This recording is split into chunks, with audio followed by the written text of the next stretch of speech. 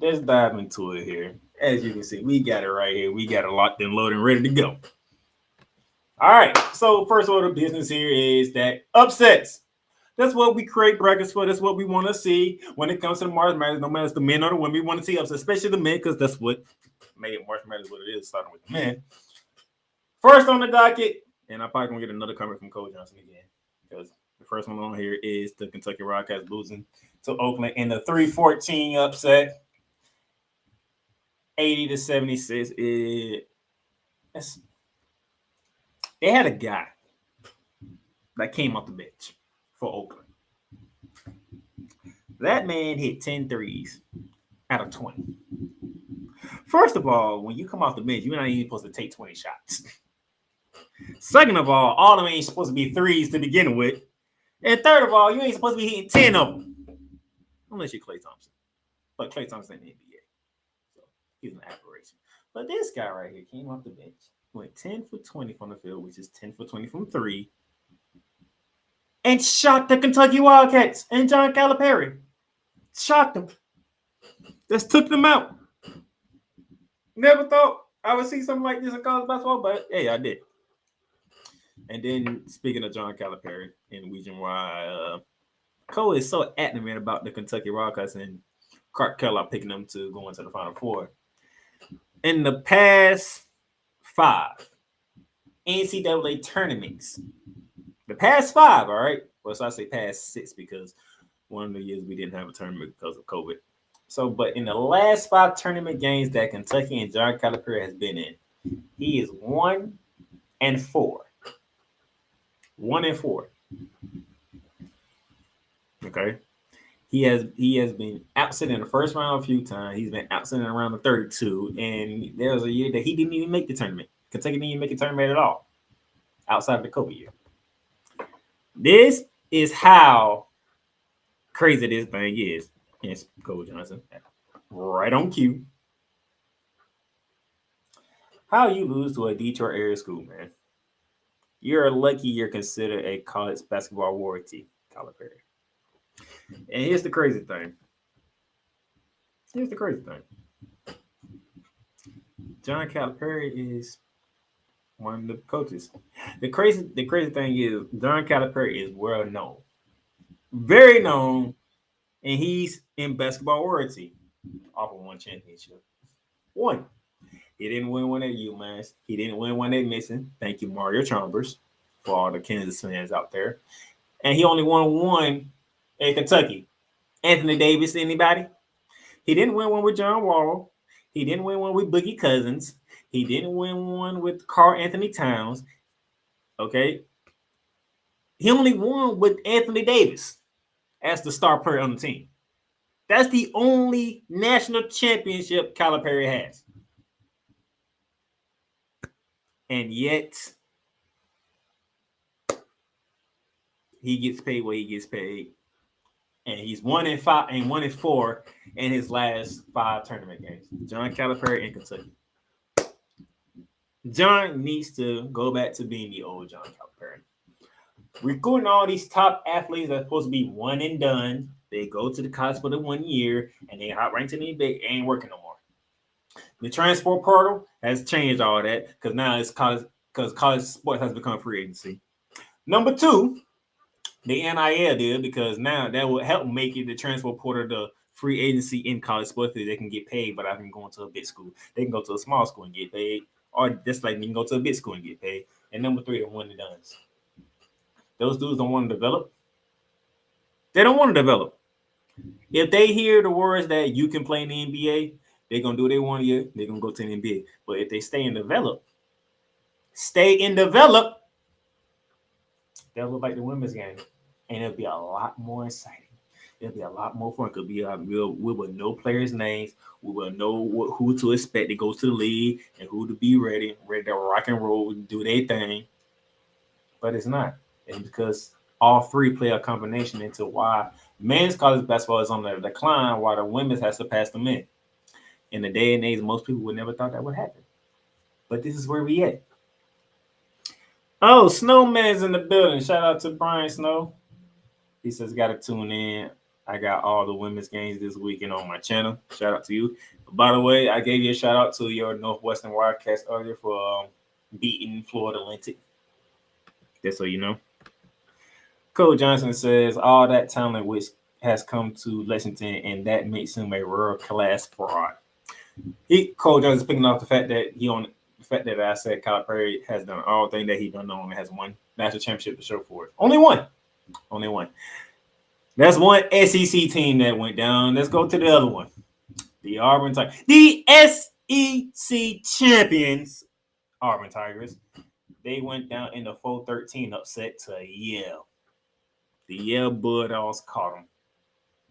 The Yale Bulldogs came back to beat the SEC champions. Remember, I told you earlier, the SEC did not have a fun day in the tournament.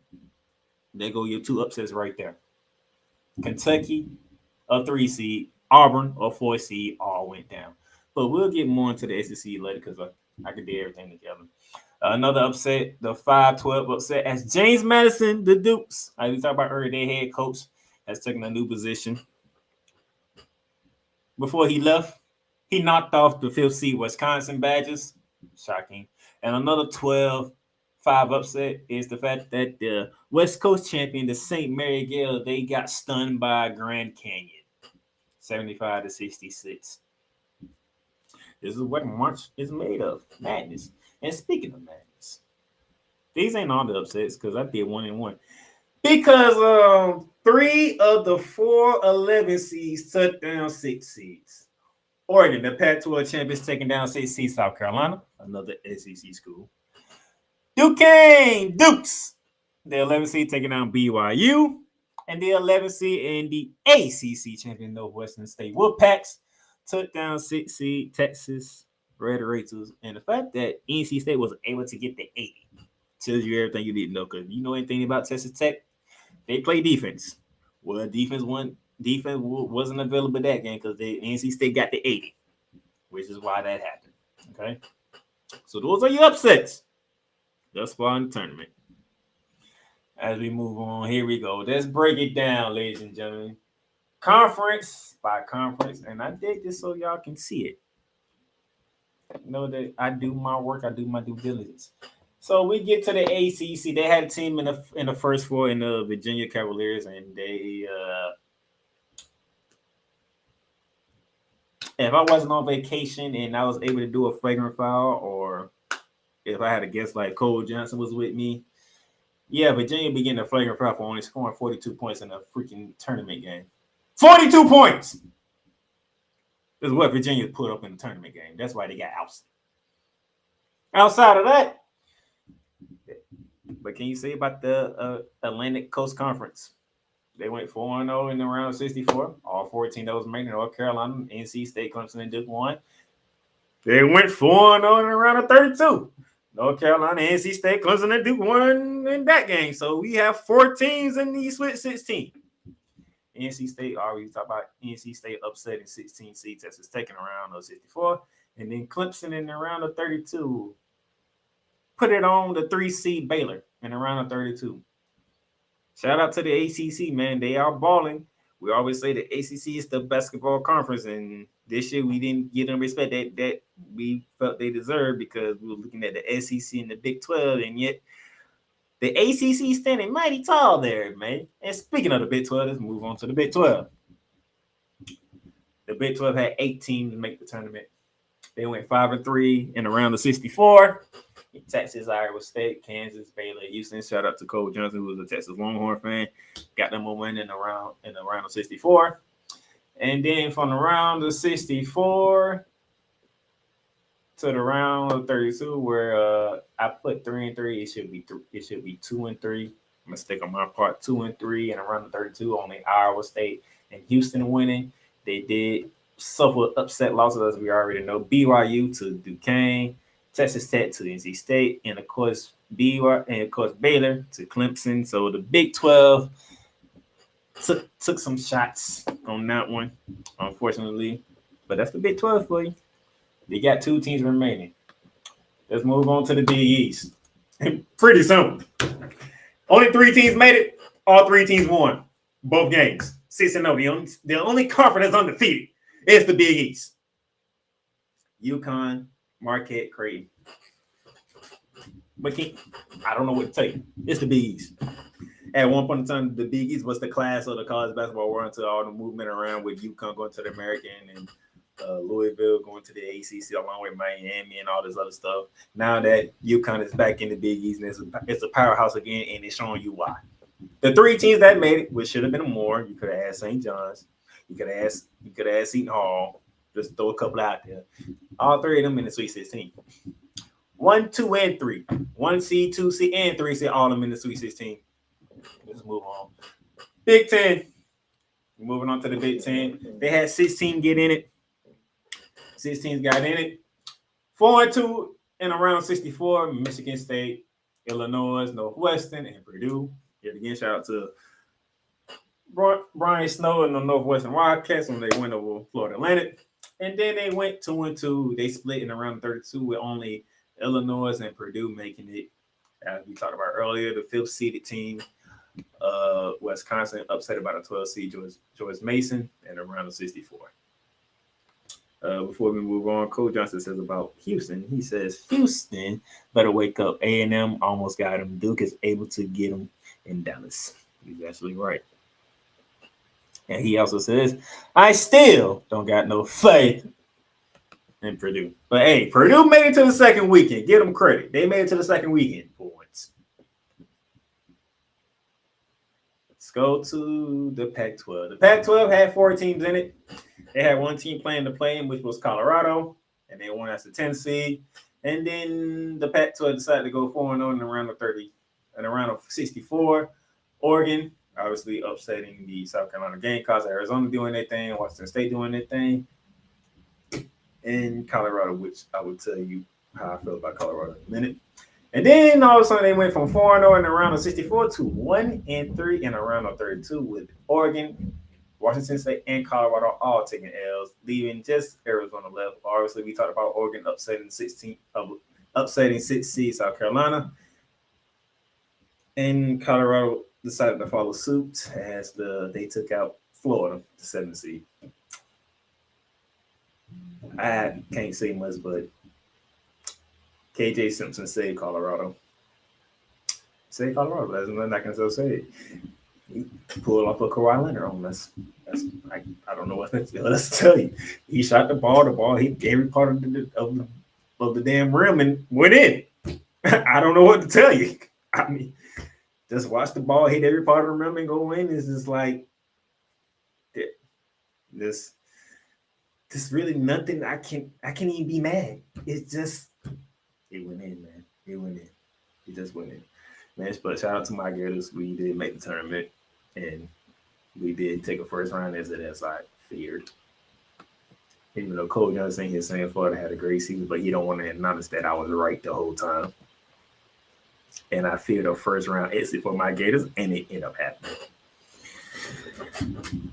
But it is what it is. And speaking of the SEC, you thought the Big 12 was something. Look at the SEC. Look at this travesty here.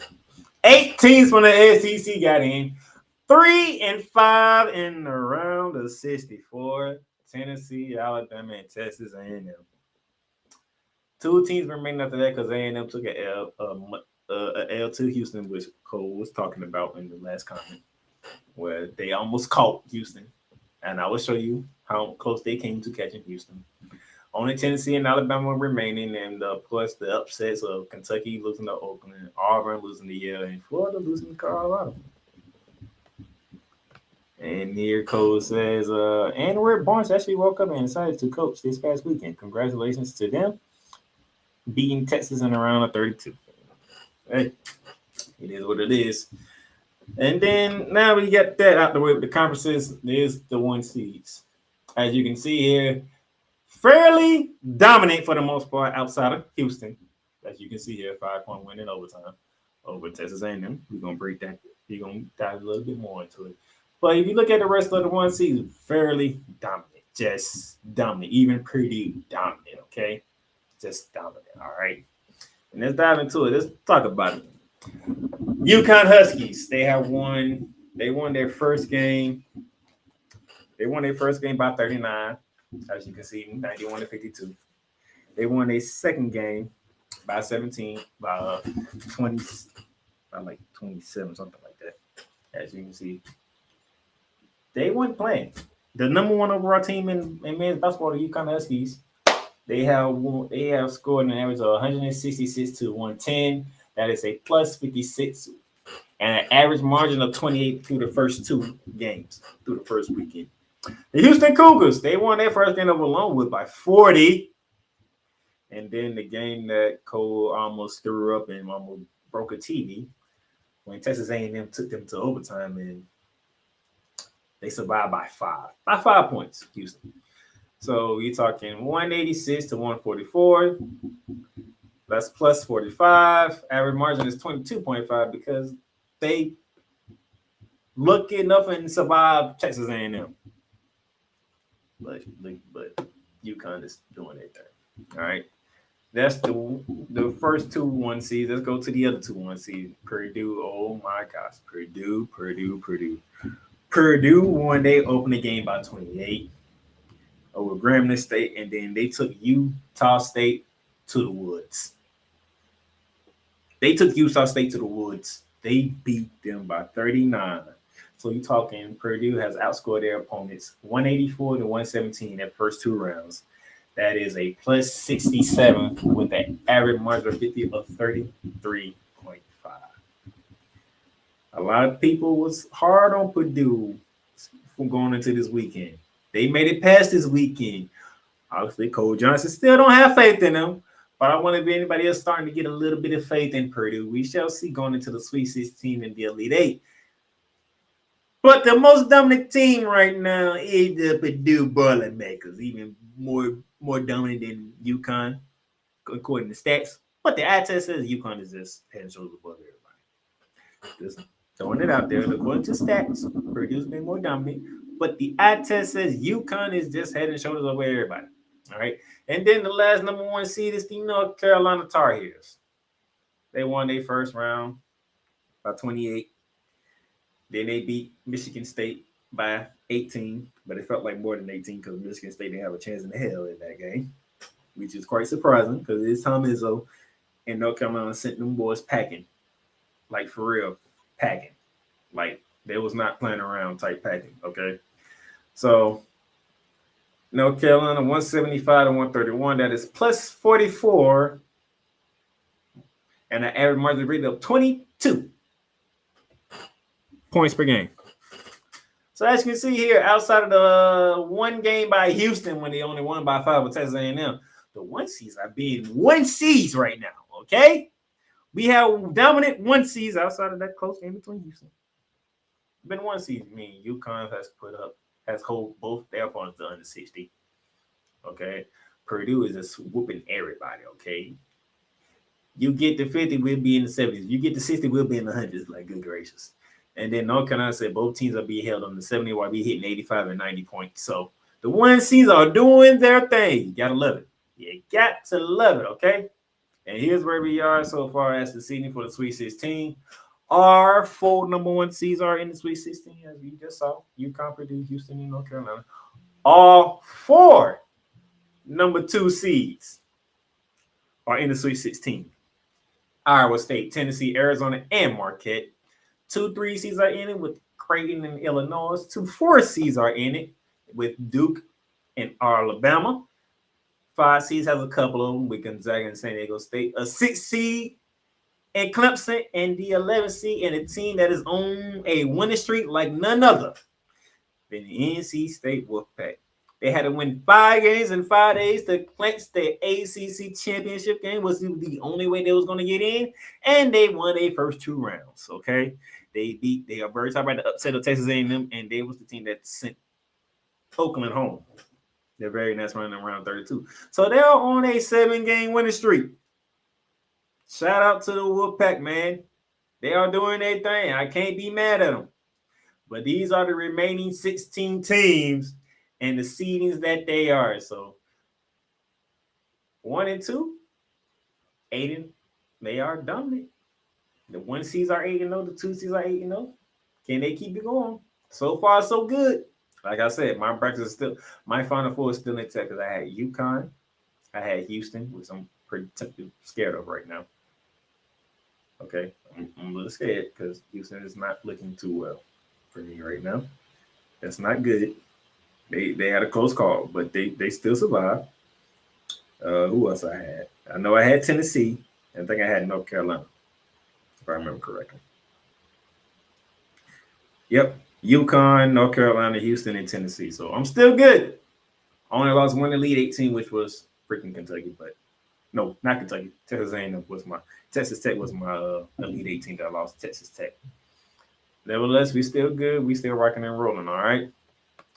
All right. Tomorrow we get back into it and we open it up with Clemson in Arizona, 7:09 CBS. That should be a good game. That out in the West. That'll be out in Los Angeles, California, if I remember correctly. That should be in Los Angeles. Let me make sure I got my cities correctly here. Yeah, that'll be in Los Angeles. And then we'll drop into Region East at 7:39, 30 minutes after tip off of Clemson, Arizona, 30 minutes afterward. It's a rematch of the national championship game last year when the San Diego State Aztecs tried to do something that hasn't been done in quite a long time. And that's send UConn home.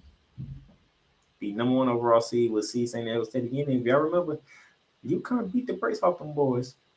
They might do it again. That is in the East region. Is that in New York? I want to say that's in New York, if I remember correctly. That game should be taking place in New York. Let me check my notes here and make sure I'm right.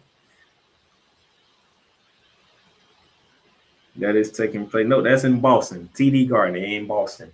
So the East region is in Boston. The West region is in LA. The South region is in Dallas. Okay. But for tomorrow, it's the East and West. So after the Clemson Arizona game ends, the next game on CBS that night, around 9:39, 9:40 Eastern Standard Time, depending on how long Arizona Clemson goes. Alabama versus North Carolina. That's gonna be interesting. Nate Oates versus UB Davis. I want to see how that goes. That should be a nice, interesting matchup. Alabama likes to run and play physical. They like to put it high. North Carolina, they can play any style with RJ Davis and Amanda Baycott. I'm looking forward to that. Want to see how Nate Oates defend Baycott and RJ Davis. Want to see what Hubert Davis does, trying to slow down that high octane offense of Alabama. That's going to be a fun one, okay? That's really going to be a fun one. I did take North Carolina, so I need North Carolina to win that game. And then for the final game of the evening, once UConn finished destroying San Diego State, I'm just going to throw it out there. UConn's going to destroy San Diego State. They're going to get destroyed again. I'm just going to throw it out there. We will have the Big Ten champions of the final lineup of Illinois versus the Big 12 champions of the Cyclones of Iowa State. Ooh. This might be the matchup of the Sweet 16 on the men's side. You talking about Illinois, who has a high octane offense, going against one of the best defensive teams in the country in Iowa State. Terrence Shannon Jr. is a bucket waiting to happen. But against this Iowa State defense, I am looking forward to this one Thursday night to cap off the night tomorrow. It's going to be fun. TBS 2 TV. That game should probably be on CBS. But I understand you got the potential of seeing Caleb Love beat Clemson on CBS and then his former team, North Carolina, beat Alabama, which sets up a Elite 8 matchup between North Carolina and Arizona. I see what they're doing. I peak game here. I peak game CBS. I know what you're trying to do. But man, that Illinois and Iowa State game, that might be the game of the day tomorrow. I'm just going to throw it. That might, because Illinois love scoring and Iowa State love playing defense. So that's tomorrow. And then we're going to close it out on Friday. Now, the kickoff Friday, this is what I'm talking about. The team on the hottest winning streak in college right now, the NC State Wolfpack, the 11th seed from the ACC to NC State Wolfpack going against a team from the conference that can't be touched. The 2 seed Marquette Golden Eagles. Something's got to give here. The winning streak of NC State coming to a halt. Or the Big East finally taking the L in this tournament because they are 8-0 right now. No, they 12. They are 12-0. I'm sorry. I mean, the Big East has not lost a game. Marquette looks good. Creighton looks good. UConn damn sure look good. It's gonna be interesting. A streak is gonna end. Either a team streak or a conference streak. Something's gonna end. And the Big East is looking forward to Marquette trying to handle business. Could this somewhat similar story of NC State come to a halt? Because Marquette got their best player back and they haven't looked back. They handled business against Colorado in the round of 32. Was not expected. But that's the first game, 7:09 CBS and True TV and TBS. They'll get a start 30 minutes after that one. Woo, boy. Mark Few and the 5th seed Gonzaga Bulldogs are back in the Sweet 16, taking on Zach Edey. Player of the year, 2-time player of the year, Zach Edey, and the Purdue Boilermakers who come off making a statement in the first 2 rounds. And remember, I told you, they have an average margin of victory in the first 2 rounds of 33.5. They are smacking teams, okay? They smacked Grambling State by 28, and then they turn around and smack Utah State by 39, okay? But the Gonzaga Bulldogs, they felt some type of way. They heard all the talk. They heard all the talk about Nittany State and how Gonzaga's going to get upset by Nittany State. And Gonzaga looked at them and was like, yo, I don't know what y'all think this is, but y'all not touching us. And gave them a beating. Told them, get that out of here. You would not be touching us. Matter of fact, what was the final score? 86-65. Beat them by 21. Told them to get them out of here. And then they beating up Kansas team who didn't have Carl Jr. for the tournament. And they gave it to them 89-68. They are smacking teams too. So we got 2 teams coming on beating down people for doubting them. Everybody had their doubts about Purdue. You know, they got beat by a 16 seed last year. The year before that, they got beat by a 14 seed, you know. Y'all first 2 games don't look all that good. They smacked Grambling State and Utah State, and Gonzaga said, how dare y'all disrespect us? Nittany State gonna beat us? Oh, I don't think so. And then they said, Kansas, y'all beating them. Let's just put y'all out y'all misery, get you up out of here. Bill Self, go take a vacation. And they smacked them out the building too, so. That South region is in Dallas. The Midwest region. Where is the Midwest region? Let me go find out for you. Let me find out what the Midwest region for you because I want to say Chicago. Somewhere in that region. Detroit. They in Detroit. So you got the South region in Dallas, the Midwest region in Detroit. So it's where these games will be played at. And after the first South region game between NC State and Marquette is decided, we will have a game that might make Cole Johnson nervous, even though he's a Longhorn fan, but he loves repping Houston as well. The Duke Blue Devils back in the Sweet 16, taking on a Houston team that you don't know who's going to show up on any given night. One night they can show up and beat you down by 40 like they did Longwood. The next night they just sneaking by and getting by Texas A&M. And then another night, they can get blown out the gym in Kansas City, Missouri by Iowa State in the Big 12 championship game. So if you're a Houston Cougar fan and you like Cole Johnson, you don't know what Houston team you're going to get. But you're hoping the team that show up like they show up against Longwood because here come the Duke Blue Devils. And that name rings a bell in a lot of people's mind when you hear Duke Blue Devils, because that is a blue blood that the Crews have to deal with in the Sweet 16. And Cole Johnson says, Duke can get with Houston if the shots fall and the Cougs defense sleeps. Just saying, it can happen.